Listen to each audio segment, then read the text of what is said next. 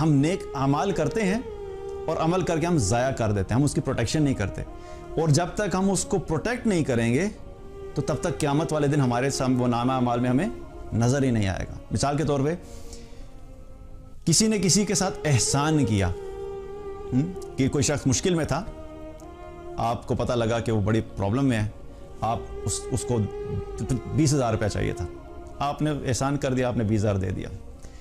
اب 20,000 تو دے دیا, اب وہ جب ملتا ہے اس کو آپ جتلاتے رہتے ہیں, یاد ہے تم بڑے مسئلے میں تھے, میں نے تو 20,000 روپیہ دیا تھا.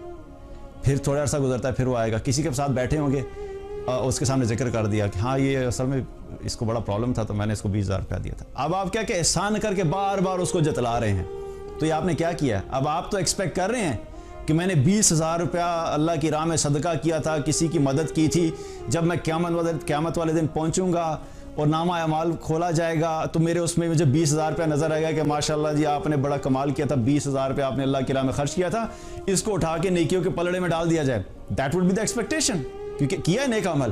لیکن کیا کیا وہ نیک عمل کرتے ہی احسان جتلا کے کیا کیا, ٹیکنیکلی آپ نے یہیں پہ ضائع کر دیا. یہ 20,000 اب قیامت کے دن آپ کے کسی کھاتے میں نہیں لکھا جائے گا, کیونکہ آپ نے اس کو احسان جتلا کے ضائع کر دیا. بلکہ احسان کر کے جتلانے والے کے بارے میں بہت سخت حدیث ہے. اللہ کے رسول صلی اللہ علیہ وسلم نے فرمایا کہ اللہ سبحانہ تعالیٰ قیامت والے دن 3 طرح کے لوگوں کی طرف نظر اٹھا کر بھی نہیں دیکھے گا, اور نہ ہی ان سے کلام کرے گا, اور نہ ہی ان کو پاک کرے گا, اور ایسے لوگوں کو دردناک عذاب دیا جائے گا. 3 طرح کے لوگ. پہلا وہ شخص جو تکبر کی وجہ سے اپنا کپڑا ٹخنے سے نیچے لٹکاتا ہے, پہلا وہ شخص. دوسرا وہ شخص جو احسان کر کے جتلاتا ہے. تیسرا وہ شخص کہ جو جھوٹی قسم کھا کے اپنے مال کو فروخت کرتا ہے. یہ 3 طرح کے لوگ ہیں جن کے بارے میں رسول اللہ صلی اللہ علیہ وسلم نے کیا فرمایا کہ اللہ سبحانہ تعالیٰ قیامت والے دن نہ ان کی طرف دیکھے گا, نہ ان سے کلام کرے گا, نہ ہی ان کو پاک کرے گا, اور ان کو دردناک عذاب دیا جائے گا. تو کیا ہے؟ احسان کر کے نہ صرف اپنا احسان کر کے احسان جتلا کے اپنا عمل تو ضائع کر ہی دیا, اس کے ساتھ ساتھ قیامت والے دن بجائے اس کے کہ اس کا ہمیں فائدہ ہوگا, الٹا کیا ہوگا؟ قیامت والے دن ایسے لوگوں کی پکڑ ہو جائے گی. تم نے احسان کر کے جتلاتے تھے لوگوں پہ, احسان کر کے جتلانا کیا کیا؟ عمل ضائع کر دیا.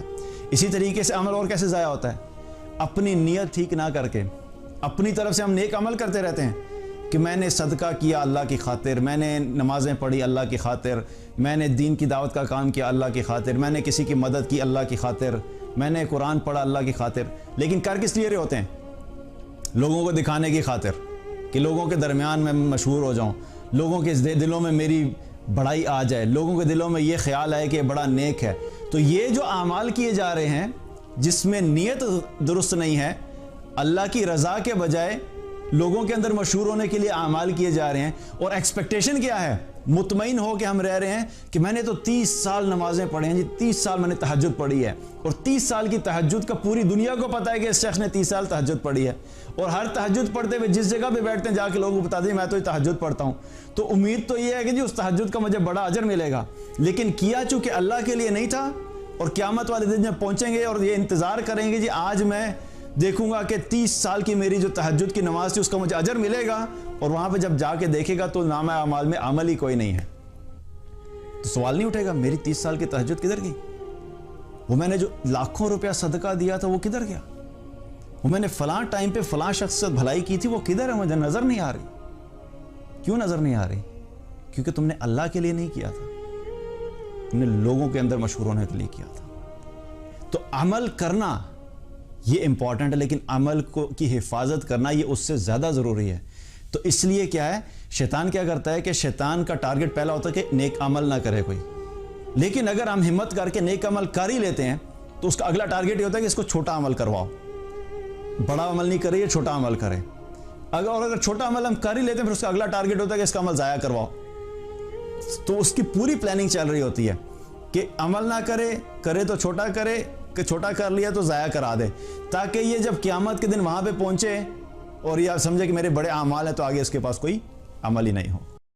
دین کی بات پھیلانا صدقہ جاریہ ہے. ثواب کی نیت سے ویڈیو کو شیئر ضرور کیجیے. جزاک اللہ.